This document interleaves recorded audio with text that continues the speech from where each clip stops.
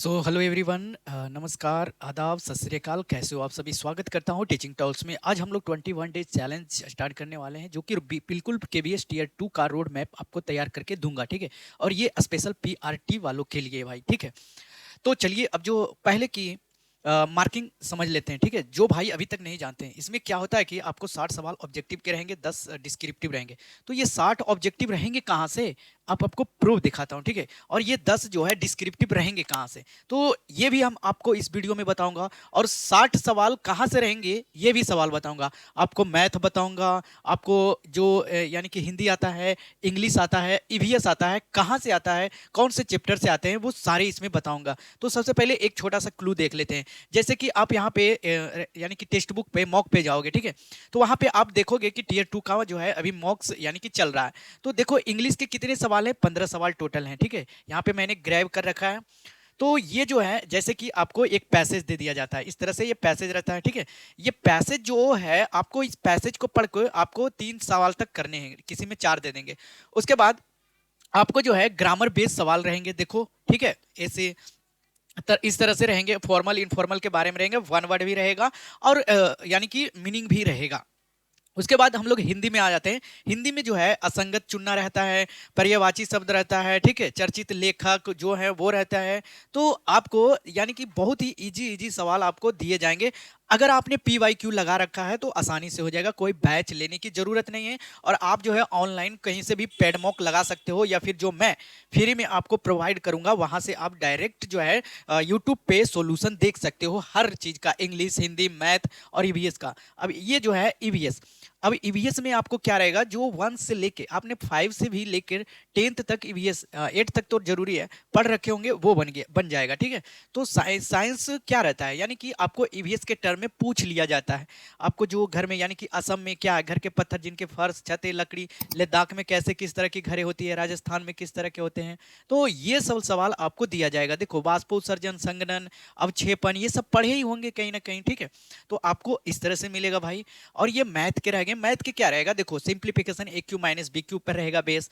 अब जो है ये रूपांतरण रहेगा, किलो को HG में बदलना है, ग्राम में बदलना है, ठीक है। अब ये जो है यानी कि टाइम वाले रहेंगे, रोटेशन। और ये रहेंगे यानी कि फ्रैक्शन, सिंप्लीफिकेशन आपको रहेंगे, ठीक है। तो ये सब सवाल आपको वहां पे मिलेगा, ठीक है। तो आपने अभी समझ लिया कि 15 सवाल कितने भाई, आपने अभी समझा ना कि 15 हिंदी, 15 इंग्लिश, 15 जो है और ये क्या था भाई, मैथ और ईवीएस, 15 चौ 60। ये 60 नंबर मैं आपको कंप्लीटली टोटली 21 डेज में एक्सपर्ट बनाकर दे दूंगा, ठीक है। और ये रोड मैप आपको दूंगा, बस आपको फॉलो करना है कंसिस्टेंटली, ठीक है। कंसिस्टेंट आप रहोगे और डेली आपने पढ़ा, या होली लेके छुट्टी मान लिया, तो आप जो है लाखों स्टूडेंट से पीछे हट जाओगे, जो जिनका सिलेक्शन यानी कि टीयर 1 में हो रखा है। अब तो वो तैयारी में लगेंगे, अगले साल होली मना लेंगे, ठीक है। अब तो ये कंप्रहेंशन कहाँ से देता है ये देखना है। तो देखो, ये एक अनसीन पैसेज है, कहीं पे आपने एडिटोरियल पढ़ रखे होंगे, वहां से दे देंगे, या करेंट न्यूज से जो रिलेटेड रहेगा, कोई आर्टिकल उठा के डायरेक्ट जो है द हिंदू का दे देगा, ठीक है। कहीं से भी दे सकता है, इंग्लिश न्यूज़पेपर वाले।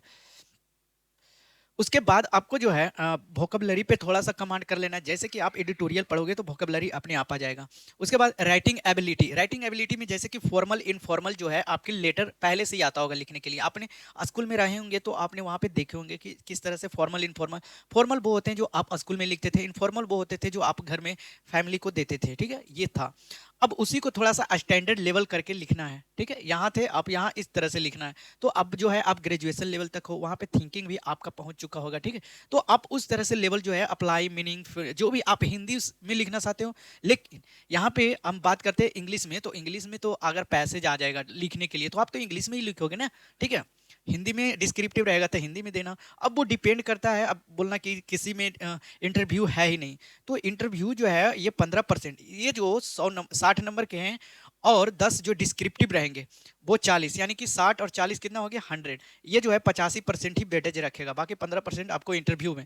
कुछ पोस्टों के लिए इंटरव्यू है, बाकी के लिए नहीं है, ठीक है, वो भी बताऊंगा। टाइपिंग स्किल भी बताऊंगा, किसमें जो है टाइपिंग ले रहा है, किसमें नहीं ले रहा है, ये भी आपको बताऊंगा। बस आपको छोटा सा काम करना है, आपको डिस्क्रिप्शन बॉक्स में लिंक दूंगा टेलीग्राम का, वहां से एक ग्रुप है, वहां पे लगभग जो है 5,000 लोग हैं, वहां पे जुड़ जाना है आपको। डेली आपको जो है सुबह उठना, आपको एक चार्ट मिलेगा, ये चीज आज पढ़ना है, ये चीज पढ़ना है, वो कर लेना है, ठीक है। ये आपका हो गया। डेली आपको एक रूटीन मिलेगा, आपको उसको फॉलो करना है। लास्ट में जो है यानी कि जब बेड से पहले सोने से पहले आप पूरा कंप्लीट कर लेना है, तब आपको सेटिस्फेक्शन मिलेगा और आप जो है एक अच्छे से यानी कि एक अच्छे बेहतर नंबर आप कंपटीशन में बना सकते हो। ठीक है, तो ये रह गया। उसके बाद ग्रामर एंड यूसेज जो कर लेना है। अब देखो sentence structure, type of sentences, subject verb agreement, parallelism, ये सब तो आपको पढ़े ही होंगे भाई। अब हिंदी साहित्य में गद गद होते हैं, पद होते हैं, ठीक है, उसमें पोएट होते हैं, पोएट्री होते हैं, ठीक है, पोयम। अब किसी का आत्मकथा भी दे देगा, रिपोर्ट, कोई अपठित गद्यांश, मुहावरे, लोकोक्तियां, ये सब रहेंगे सवाल में। ठीक है, पर्यायवाची शब्द, संधि विच्छेद, संधि, लिंग, सर्वनाम, कारक, काल, क्रिया, ये सब पढ़े होंगे। अगर नहीं पढ़े हैं तो आप एक बार खुद से रिवीजन कर लो, कहीं से भी ग्रामर के यानी कि पहले जो 9th-10th में ग्रामर के बुक कहीं भी रखे होंगे, अभी भी रखे होंगे, या फिर अपने छोटे भाई बहन से मांग लो, पढ़ लो वहां से। ठीक है, कोर्स नहीं लो यार, 21 दिन में कोई कौन कोर्स खत्म करा लोगे। ठीक है, इतना अचानक हमला हुआ है।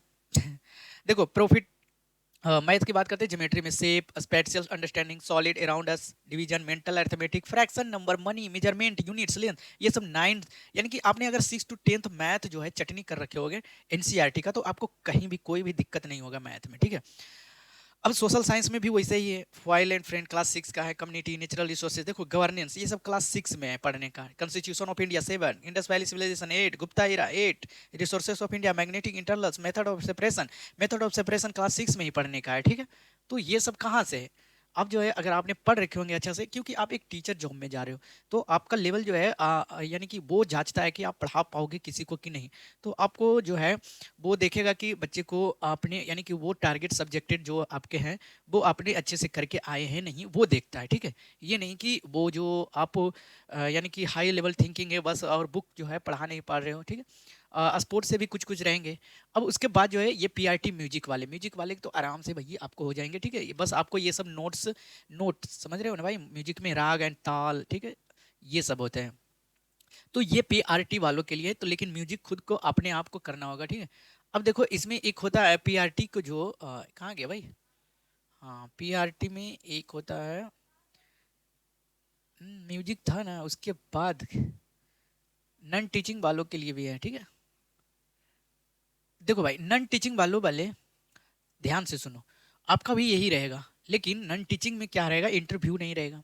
आपको जो है थोड़ा सा टाइपिंग रहेगा, ठीक है, 10-15 मिनट में। और वो टाइपिंग इंग्लिश हिंदी आप कुछ भी चूज करके वहाँ पे आप दे सकते हो। ठीक है, जैसे कि वहाँ पे लैंग्वेज में रहेगा हिंदी, तो हिंदी में दे देना। अगर आपने इंग्लिश सीख रखा है टाइपिंग, तो इंग्लिश में देना। ठीक है, तो यही था।